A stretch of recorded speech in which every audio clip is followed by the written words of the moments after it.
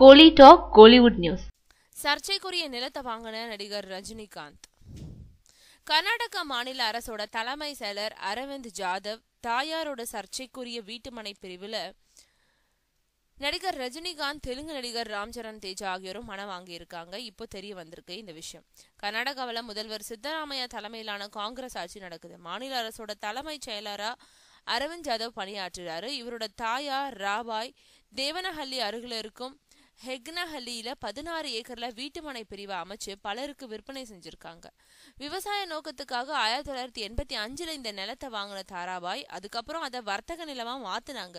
பின்னாடி அந்த நிலத்துல லே அவுட் அமைச்சு பலருக்கு விற்பனை செஞ்சிருக்காங்க. இதுக்கு நடுவுல தாராபாய்க்கு 85 வயசாகுது. அவங்களால ரியல் எஸ்டேட் தொழிலை தனியா செய்ய முடியாது. அவரோட உறவினர்கள் இதோட பின்னணியில செயல்பட்டிருக்கலாம்.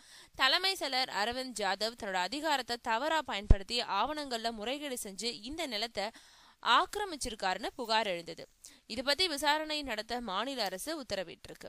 இந்த நிலையில தாராபாயோட வீட்டு மனை பிரிவுல நடிகர் ரஜினிகாந்த், தெலுங்கு நடிகர் சிரஞ்சீவியோட மகனும் நடிகருமான ராம்சரண் தேஜா, சிரஞ்சீவியோட மகள் ஸ்ரீஜா, அமெரிக்காவில் வசிக்கும் வெளிநாட்டு இந்தியர்கள் உள்ளிட்டோரும் மனை வாங்கியிருக்கும் தகவல் இப்போ வெளியாக இருக்கு.